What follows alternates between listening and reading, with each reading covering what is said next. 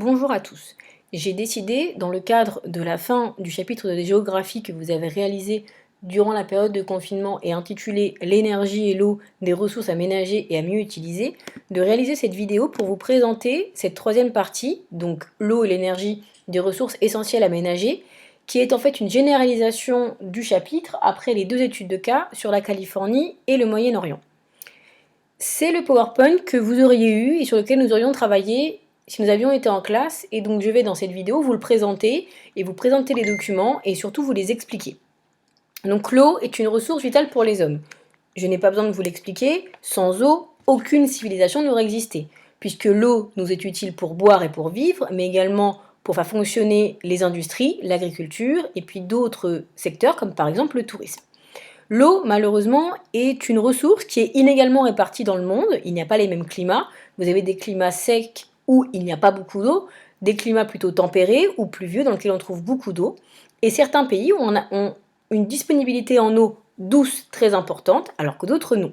Alors effectivement, dans cette carte, nous pouvons voir qu'il y a des zones dans le monde où la disponibilité en eau douce est importante, en mètres cubes par habitant et par an. C'est le cas de l'Amérique du Nord, les États-Unis, le Canada, de l'Amérique du Sud, d'une grande partie de l'Afrique subsaharienne, notamment la République démocratique du Congo, de l'Australie ou encore de la Russie. D'autres sont en situation de stress hydrique, c'est-à-dire l'Inde, le Pakistan ou encore la Somalie. Il n'y a pas assez d'eau. Alors soit c'est que le climat n'est pas assez pluvieux, soit c'est que la disponibilité en eau n'est pas assez importante, il n'y a pas de fleuve à proximité, en tout cas en eau douce. D'autres sont en situation de pénurie, c'est le cas de l'Algérie, du Soudan, encore de l'Arabie Saoudite. Alors là, c'est surtout lié au climat. L'Arabie Saoudite est en partie, et les pays de la péninsule arabique sont des pays qui se trouvent dans un climat extrêmement aride, et notamment dans le désert. La disponibilité en eau douce, c'est le fait que le pays peut avoir accès en eau douce d'une manière assez suffisante pour en donner à sa population et aux différentes villes et aux différentes parties de son pays. Sauf que là, je vous montre une seconde carte, c'est l'accès à l'eau potable. Et je vais jongler entre les deux cartes pour vous montrer que avoir accès à une eau douce ne veut pas forcément dire avoir accès à l'eau potable. Je vais vous prendre l'exemple de la France. Donc la France, pays de l'Europe dans lequel nous vivons, est dans une situation, alors nous ne sommes pas en stress hydrique, il n'y a pas de problème de disponibilité en eau, mais nous ne sommes pas dans une situation extrêmement favorable puisqu'il pleut effectivement, nous avons accès à des fleuves, mais pour le nombre de populations du pays, il n'y a pas assez d'eau douce pour tout le monde, et pour autant, plus de 90% de la population française, en fait 100% de la population française, a accès à de l'eau potable. Et je repars sur mon exemple de la République démocratique du Congo. En RDC, la disponibilité en eau douce est de plus de 5000 m3 par an et par habitant.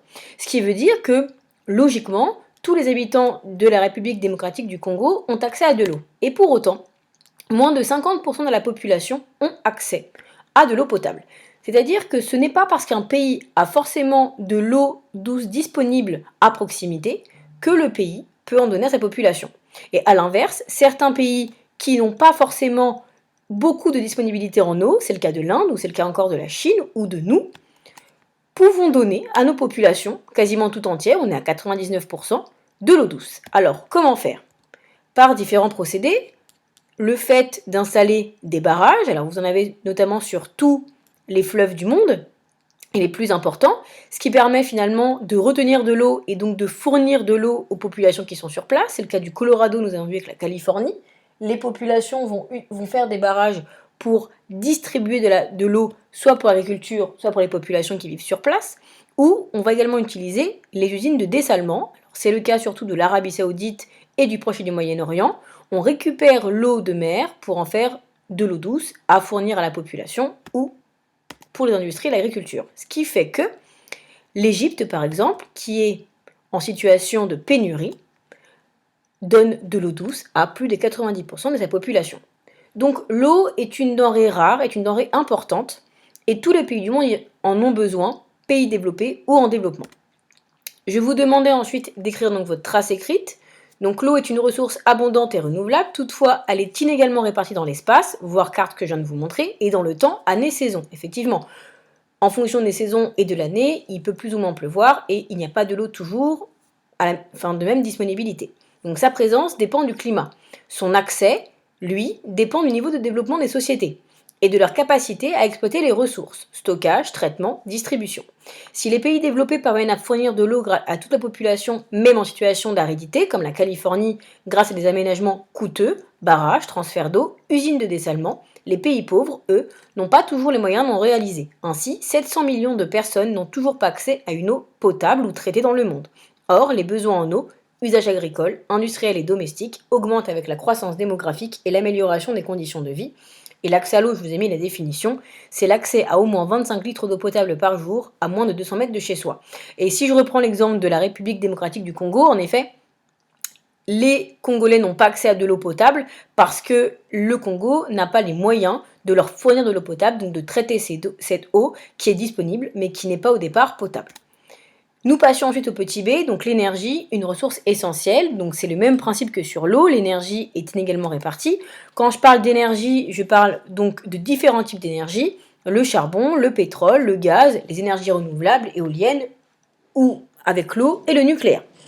On peut voir que entre 1900 et 2014, les besoins et les consommations d'énergie ont explosé. Cela s'explique d'une manière très simple, c'est que la population a explosé également. On est passé très rapidement de 1 milliard d'habitants à 2 milliards d'habitants au début du 19e siècle à plus de 7 milliards aujourd'hui. Ce qui fait qu'on a une explosion démographique et une explosion également de la consommation d'énergie. Et l'énergie n'est pas consommée de la même manière partout. C'est effectivement les pays les plus développés ou les pays émergents comme la Chine ou la Russie qui consomment le plus d'énergie. Alors, je peux vous montrer cette consommation d'énergie totale. Les États-Unis consomment à eux seuls quasiment 20% de l'énergie du monde, l'Union européenne 12,5%, la Chine 23%, et si je prends l'Afrique, elle ne consomme que 3,2%. Ce qui fait que l'énergie est consommée d'une manière plus ou moins importante en fonction du pays dans lequel on se trouve, et c'est une énergie qui est utile pour le monde entier, puisque l'Afrique, pour se développer, a besoin de pétrole, a besoin de nucléaire, a besoin de charbon, comme les États-Unis ou la Chine. Et vous pouvez également voir qu'en fonction du pays dans lequel vit la population, la consommation d'énergie par habitant n'est pas la même. Les Américains sont les plus gros consommateurs d'énergie. On considère que si tous les habitants du monde vivaient comme les Américains, il faudrait au minimum 4 à 5 terres et production d'énergie terrestre. Ce qui fait qu'effectivement, l'énergie aujourd'hui est une denrée également aussi rare et qu'il faut réfléchir à consommer durablement pour que tous les pays du monde puissent y accéder et puissent l'utiliser pour se développer. Je vous avais donc écrit votre seconde trace écrite. La consommation d'énergie dans le monde a triplé depuis les années 1960. Cette hausse est liée à la croissance démographique et à l'élévation du niveau de vie, mais cette consommation est inégale à l'échelle mondiale. Si les pays développés consomment plus de la moitié de l'énergie produite, les sociétés rurales d'Afrique ou d'Asie ont des difficultés d'approvisionnement. 1,2 milliard d'hommes n'ont pas accès à l'électricité. Les besoins des pays émergents, quant à eux, augmentent rapidement. Les ressources énergétiques sont diverses, énergie nucléaire, énergie renouvelable, hydrocarbures, charbon, mais ce sont les énergies fossiles, gaz, pétrole, charbon, qui sont les plus consommées. Elles sont non renouvelables et inégalement réparties sur la planète. Le Moyen-Orient, par exemple, est un foyer de production d'hydrocarbures, ce que vous avez vu dans la seconde étude de cas. Et il restait une troisième partie, des ressources limitées à mieux gérer, donc c'est comment consommer de l'eau et de l'énergie de manière durable. Donc je vous avais remis ce petit schéma du développement durable, parce que je vous rappelle qu'une société ou qu'un monde durable, c'est un monde qui est vivable, équitable et viable, et il faut que les trois piliers, donc environnemental, économique et social, soient ensemble. Donc je vous rappelle, environnemental, c'est protéger l'environnement, économique, c'est permettre à tous les pays de se développer, et social, c'est que toutes les populations aient accès à leurs besoins, et que tous leurs besoins soient réussis et qu'ils aient accès à tout ce dont ils ont besoin. Et il y a des manières de consommer durablement. Alors il y a des campagnes de sensibilisation, vous l'avez vu sur l'étude de cas sur la Californie, donc là voilà pour l'électricité.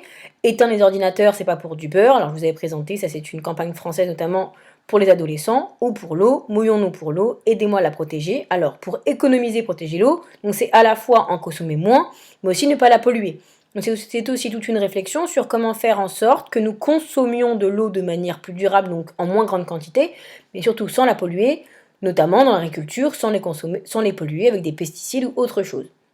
Pour l'énergie, c'est aussi une réflexion, puisque le pétrole ou le charbon, par exemple, sont des énergies qu'on appelle non renouvelables. On ne peut pas les refaire puisqu'il faut du temps à la Terre pour les reproduire. Donc les scientifiques et les sociétés réfléchissent à des énergies qui, elles, sont renouvelables. C'est le cas par exemple de l'éolienne avec le vent, puisque l'éolienne, on installe une éolienne et il n'y a plus après besoin de rien d'autre qu'attendre que le vent souffle pour produire de l'électricité. Et j'avais donc réalisé ce petit tableau qui est votre trace écrite, donc des ressources qui sont menacées, les ressources énergétiques et hydrauliques sont limitées et inégalement réparties, il faut mieux les gérer, donc une gestion plus durable de l'eau et des énergies est donc nécessaire, les ressources doivent être moins gaspillées, plus respectueuses de l'environnement et mieux partagées entre les hommes. L'eau surexploitée dans certaines régions se raréfie, sa qualité se dégrade et elle fait l'objet de tensions comme on a vu sur la Californie. Pour l'énergie, les énergies fossiles s'épuisent et sont en partie responsables du réchauffement planétaire avec les émissions de CO2. Comment faire pour l'eau? Les démarches se multiplient pour économiser l'eau, le goutte à goutte, la prévention, préserver sa qualité et en assurer un accès équitable, c'est-à-dire pour tous. C'est le cas de la Californie. De nombreux États développent les énergies renouvelables, donc énergie fournie par la nature, l'eau, le vent ou le soleil, ou se régénérant à l'échelle humaine, comme les agrocarburants, c'est le cas de produire de l'essence, par exemple à partir de soja, et chercher à limiter leur consommation. C'est le cas, par exemple, en Arabie Saoudite. Donc c'est la conclusion de ce chapitre. Donc c'était finalement voir à travers l'étude de cas sur la Californie et sur le Moyen-Orient comment était consommée l'eau dans le monde et comment étaient consommées les énergies et comment est-ce qu'il était possible aujourd'hui de consommer de l'eau et des énergies de manière durable. Je vous ferai une seconde vidéo qui vous fera la correction de votre paragraphe argumenté et de votre réponse développée sur l'énergie au Moyen-Orient pour vous rappeler la méthode et pour vous faire une correction type qui vous permettra de comprendre vos réussites et également vos erreurs. Merci de m'avoir écouté.